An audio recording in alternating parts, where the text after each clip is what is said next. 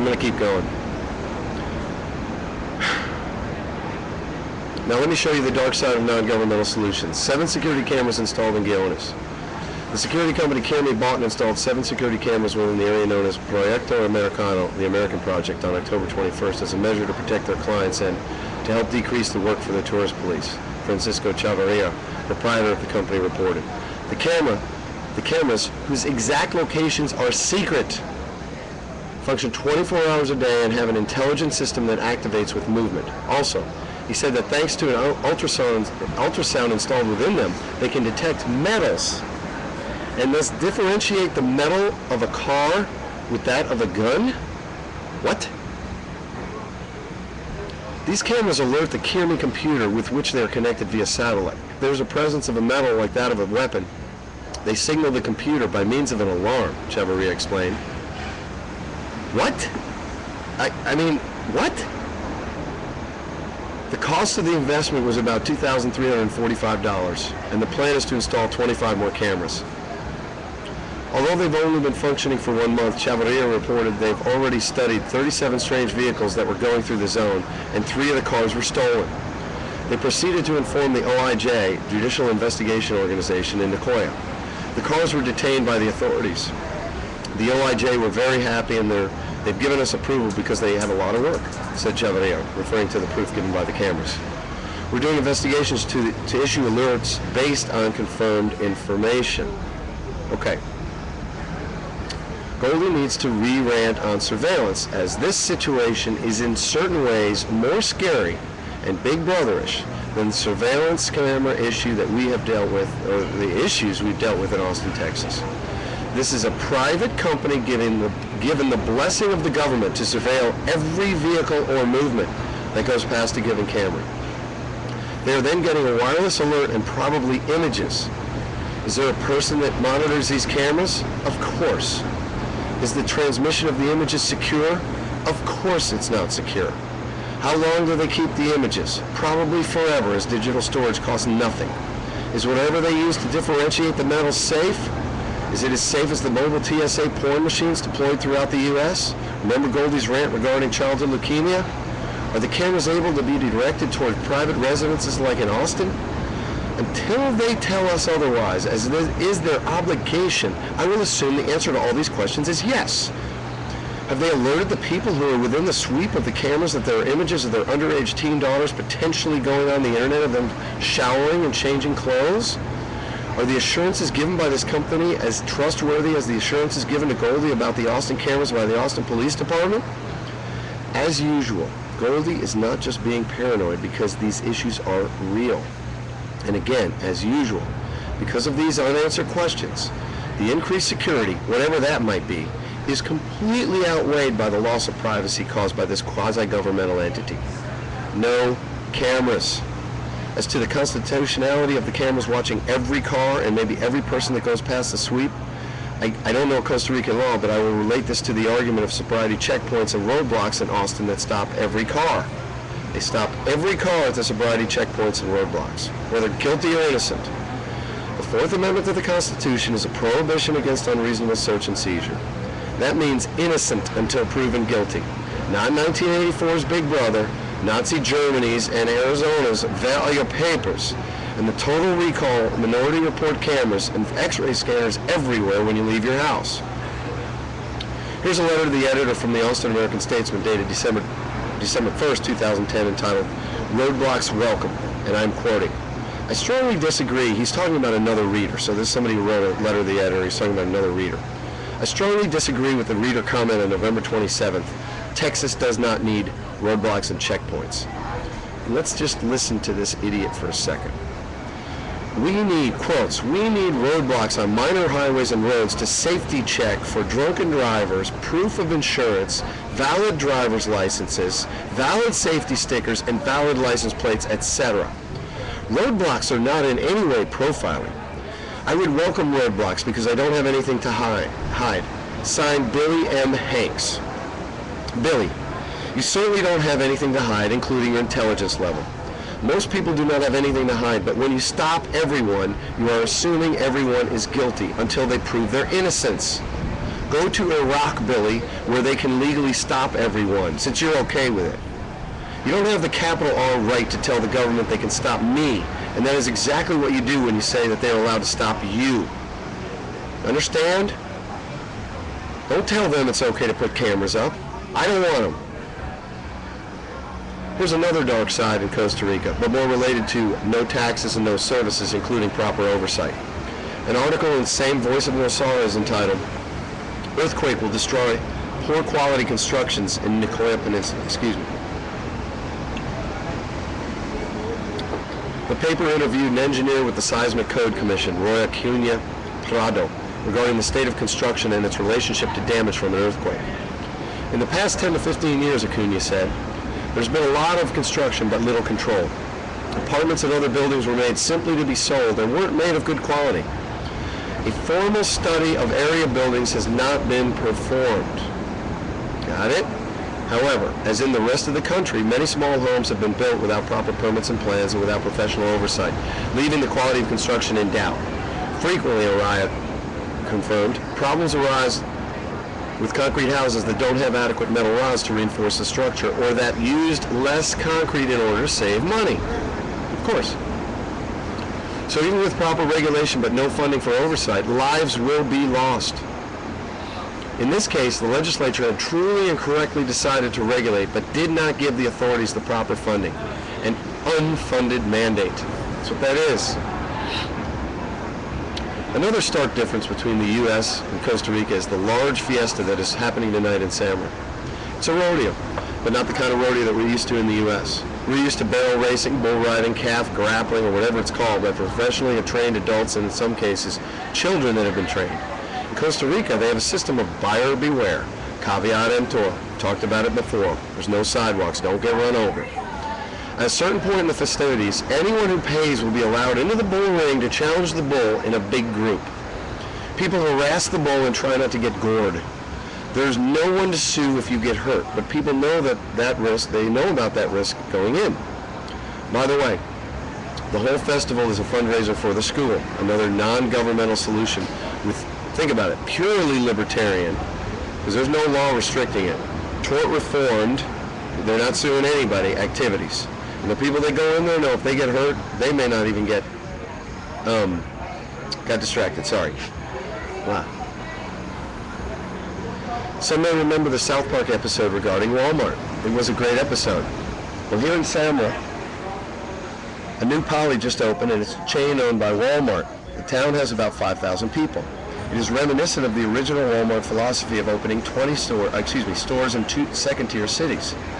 The net effect was the same as when supermarkets opened in small towns all across America in the late 1800s.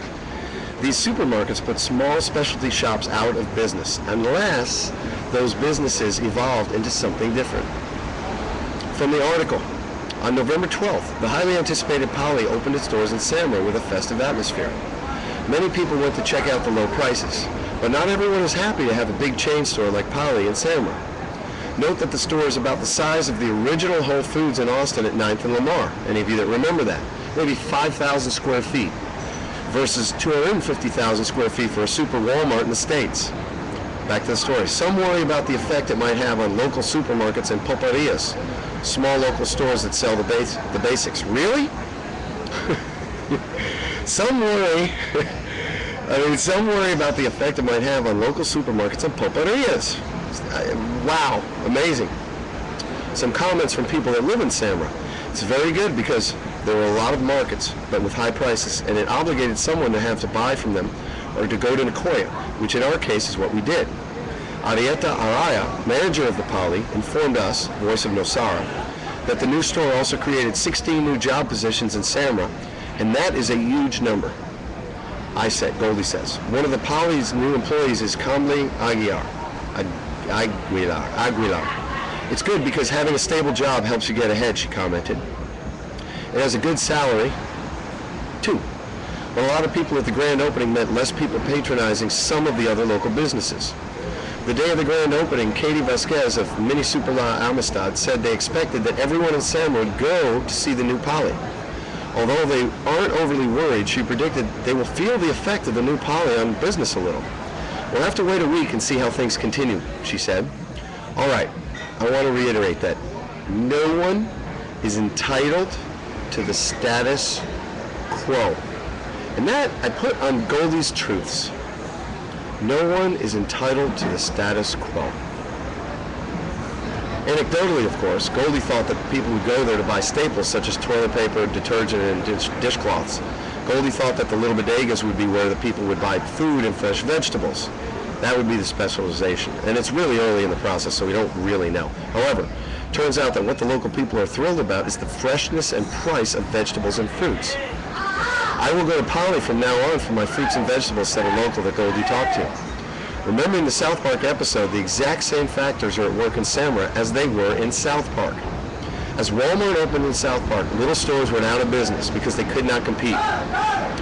The townspeople all agreed in a town hall meeting not to go to Walmart and to support the local businesses. That hasn't happened here yet. The Walmart is in South Park hired a lot of the people that used to own stores but at a much lower wage. Even though the townspeople agreed not to go to the Walmart, they all see each other at 2 a.m. because they have to shop there to make ends meet. The boys from South Park go to Bentonville for the secret to killing the Walmart. They are told to find it in the electronics section. When the boys finally find it and open the door, it's a mirror. The heart of the Walmart is a mirror. The heart of the Walmart is you. Look at the wall. What genius. Jesus. Say hi to all your friends. Hola. What genius. Similarly here, the local little stores that overcharge or whatever that means will have to evolve or die. Although there's a slight difference in that this is a tourist town and tourists go to the closest store. And also, they don't really know that Polly is Walmart, so there's not the big stigma of the Walmarts. It'll be interesting to watch. You may remember from a prior rant that I said that in Samara, Costa Rica, it appears, and Goldie really means it appears, that by having lower expectations than Americans or Europeans, it's easier for a local to be happy here.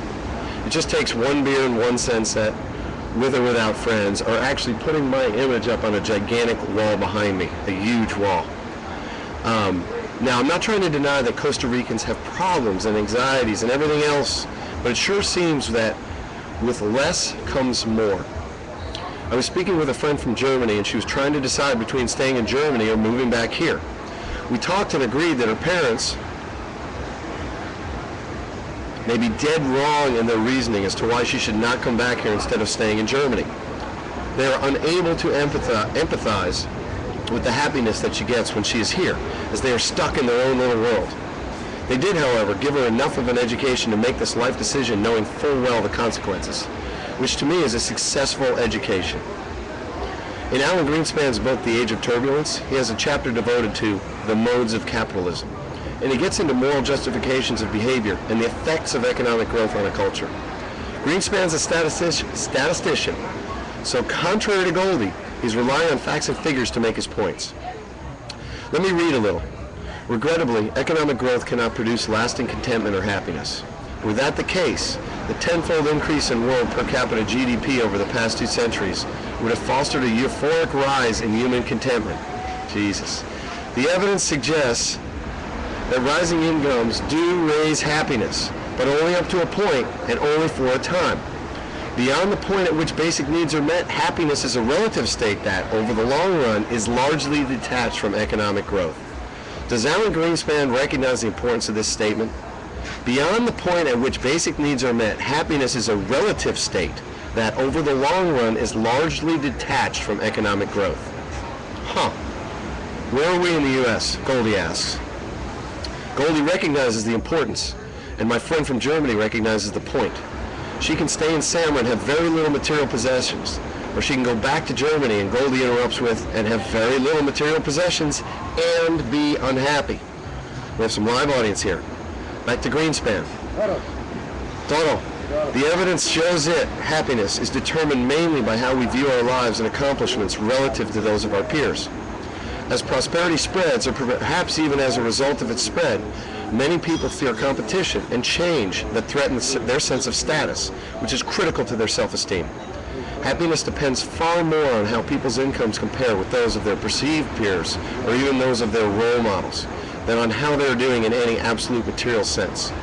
When graduate students at Harvard were asked a while back whether they would be happier with $50,000 a year if their peers earned half that, or $100,000 per year if their peers earned double that, the majority chose the lower salary. Here's where Goldie and his friend from Germany would disagree with Greenspan and that survey. I don't care what my peers earn, whatever the word peers means, but Goldie always wants everyone around him making more than he does. So Goldie doesn't have to worry about them for once. I actually feel bad when I'm out in a bar in Salmon and the locals are out and I just can't buy them all beers. I believe that he has completely missed the boat on what happiness is, or it's just another example of bad surveying. Until you've experienced a truly austere life, or a life where you're just trying to put food on the table every day, you cannot perceive of how a person with less could have more. As Brad Pitt put it in Fight Club, the things you own end up owning you. Moving on to my famous defect. December 24th, 2010, article in the New York Times. U.S. approved business with blacklisted nations. That's the title. Despite sanctions and trade embargoes, over the past decade, the United States government has allowed American companies, no paparazzi. Despite sanctions and trade embargoes, over the past decade, the United States government has allowed American companies to do billions of dollars in business with Iran and other countries blacklisted as state sponsors of terrorism, an examination by the New York Times has found. At the behest of a host of companies, from Kraft Food and Pepsi, some of the nation's largest banks, a little-known office of the Treasury Department has granted nearly 10,000 licenses for deals involving countries that have been cast into economic purgatory beyond the reach of American business. Most of the licenses were approved under a decade-old law mandating that agricultural and medical humanitarian aid be exempted from sanctions. But the law, pushed by the farm lobby and other industry groups, was written so broadly that allowable humanitarian aid has included cigarettes, Wrigley's gum, Louisiana hot sauce, weight loss remedies, bodybuilding supplements, and sports rehabilitation equipment sold to the institute that trains Iran's Olympic athletes. Hundreds of other licenses were approved because they passed the litmus test. They were deemed to serve American foreign policy goals. And many clearly do, among them deals to provide famine relief in North Korea or to improve internet connections and nurture democracy in Iran. But the examination also found cases in which the foreign policy benefits were considerably less clear. In one instance, an American company was permitted to bid on a pipeline job that would have helped Iran sell natural gas to Europe, even though the United States opposes such projects. Several other American businesses were permitted to deal with foreign companies believed to be involved in terrorism or weapons proliferation.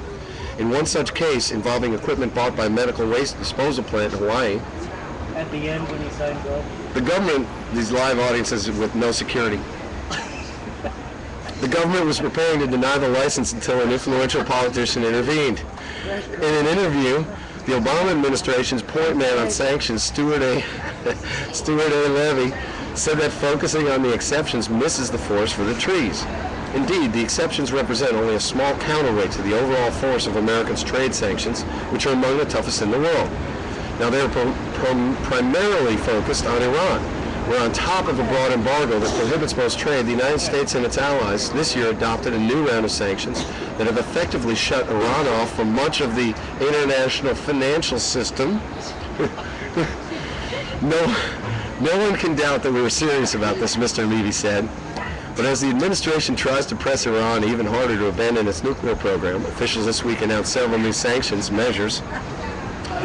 Some diplomats and foreign affairs experts worry that by allowing the sale of even small-ticket items with no military application, the United States muddies its moral and diplomatic authority. It's not a bad thing to grant exceptions if it represents conscious policy decision to give countries an incentive, said Stuart Eisenstadt, who oversaw sanctions policy for the Clinton administration when the humanitarian aid law was passed. But when you create loopholes like this that you can drive a Mack truck through, you're giving countries something for nothing, and they just laugh in their teeth. Excuse me. I think there have been abuses, he said.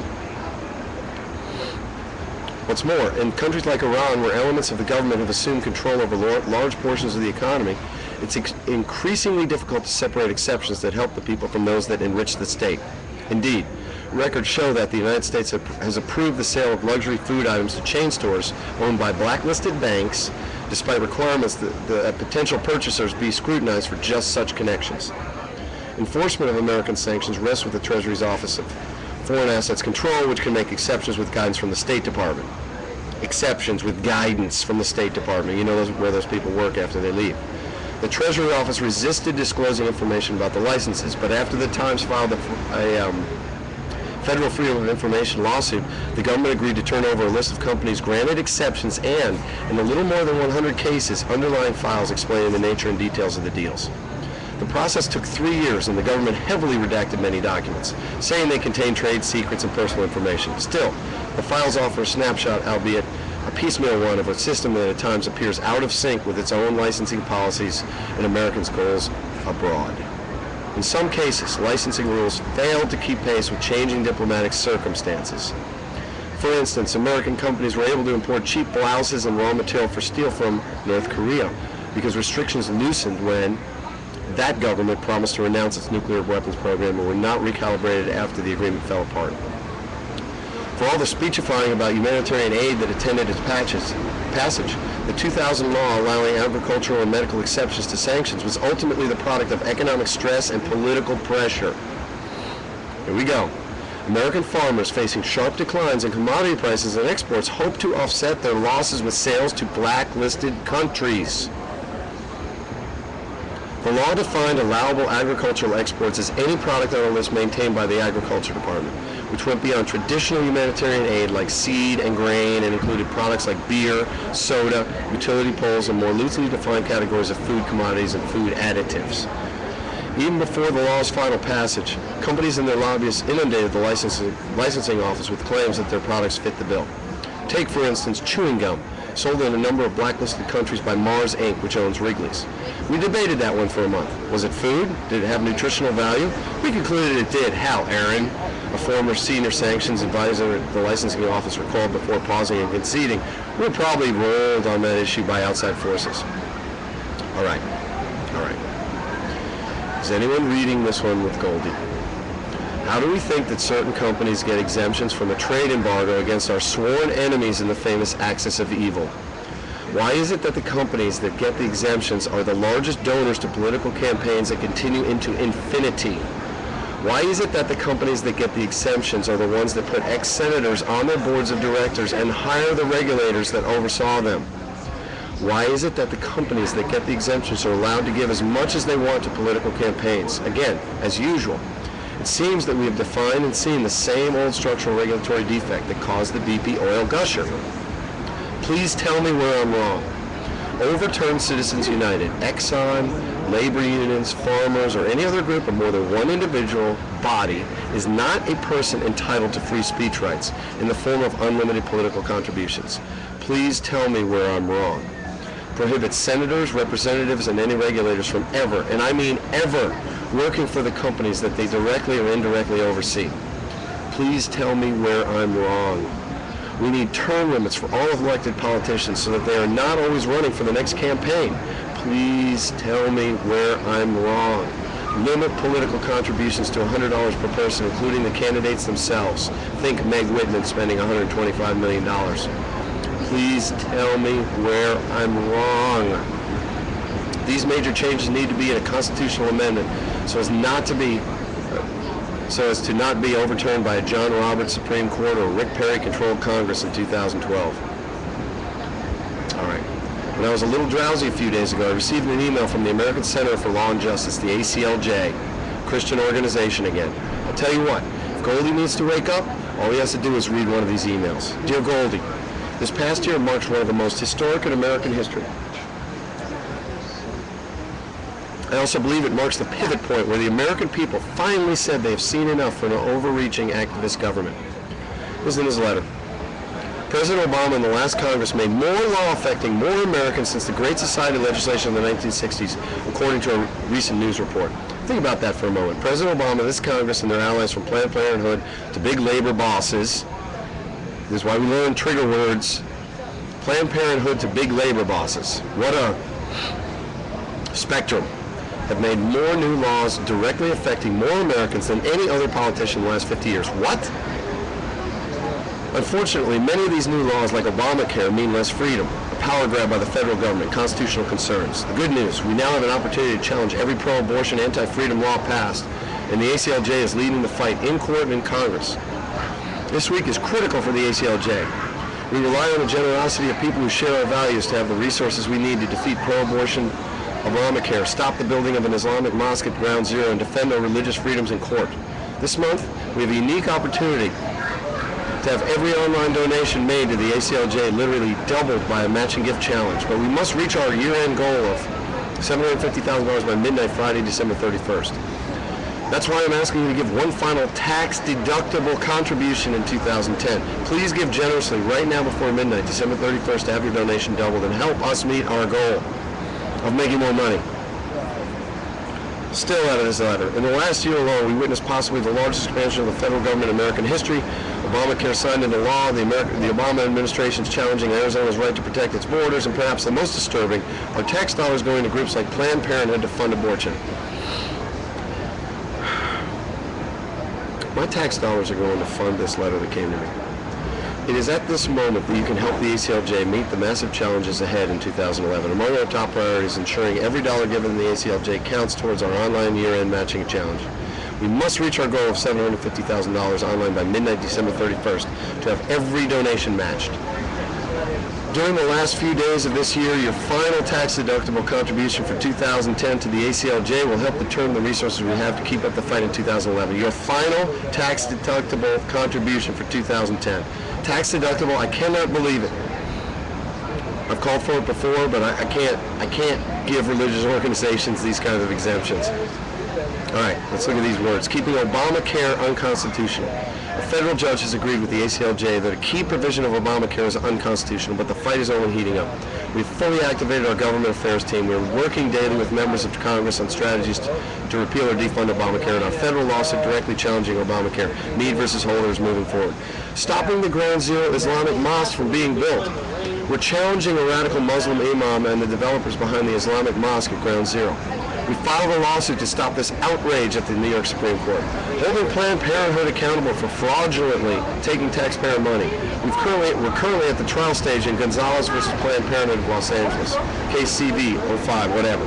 Charging a Planned Parenthood affiliate with fraudulently overbilling the government by tens of millions of dollars, including your taxpayer money. This letter. Keeping pro-life pregnancy centers open. Planned Parenthood, NARAL, and pro-abortion legislators are taking aim at pro-life pregnancy centers in New York with a troublesome new law. We presented arguments before a committee. Notice how they don't tell you what the law is.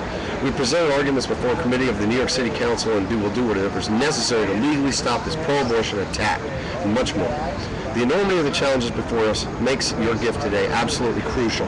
The sheer scope of our work with the White House and the Congress driving their agenda so aggressively on so many fronts simultaneously is unprecedented. Sincerely, Jay Sekulow, ACLJ, Chief Counsel. P.S. The recent tax package does have some good news. Tax-free charitable distributions up to $100,000 per tax year from IRAs have been extended retroactively from January 1, 2010 through December 31st, 2011. To see how the new regulations might affect your giving and help the work of the ACLJ, check with your financial advisor. Jesus Christ. And I'm saying that for a specific reason. This is a religious organization using my tax dollars to advance its agenda under the guise of anti-abortion Christianity. How much money do these guys give to Republican legislators? Look at their agenda in the email. Stop Obamacare. Arizona law is constitutional. Stop the mosque not at Ground Zero, and the tax package that allowed religious exemptions to remain that allow tax-deductible contributions from retirement accounts. Obamacare will help poor people get health care in this country, something Jesus would approve of. The Arizona law creates legal discrimination against non-English speakers in Arizona. There are your papers. Opposing the mosque not at Ground Zero allows legal opposition to Christian-built churches. Because if you can discriminate against one religious group, you can discriminate against any religious group. Idiots. Being happy over the allowance of contributions from 401ks to political organizations is purely to perpetuate the bureaucracy of this church. Jesus did not believe in the bureaucracy of the church. This organization sickens me, and they are part of the problem. Don't let your organization take stands like this. That's all there is today. I want to thank our sponsors. You have to hold this up at the end. I want to thank our sponsors. I can't see if it's being. Up. Yeah, you can see it. There. A little higher. Oh, wait for me a little bit. Look at Away the from screen, me. guys. Look at the Other screen. back. Perfect. Right there. Perfect. Screen. There you go. God bless. Thanks for coming out. I want to thank us for this, but not necessarily the content of this conversation. PianoByAngelo.com. Angelo Lambesi's, who teaches and plays keyboards all over Austin. ZitaDesign.com, ZITA Design.com for all of your decorative painting needs. She can make anything look like anything. AustinAreaPlumbing.com for all of your Austin plumbing problems. Gracias. Good job. I'm not done. I have things to say. Hold on, www.ticoadventurelodge.com. You really don't want to interrupt that sponsor. TICOadventurelodge.com, a small hotel in Samara, Costa Rica. CNC Surf School in Samara, www.cncsurfsamara.webs.com. La Vela Latina, where we are right now, in the VIP room, up in the champagne room. There is no champagne here. A great Sunset Bar and Restaurant in Samara. Ambar Tequila at www.santosspirits.com, an extremely smooth tequila. And another cool little hotel in Samara at www.villablancasamara.com. And of course, the Delicate Genius in Houston. Thanks for coming out. God bless.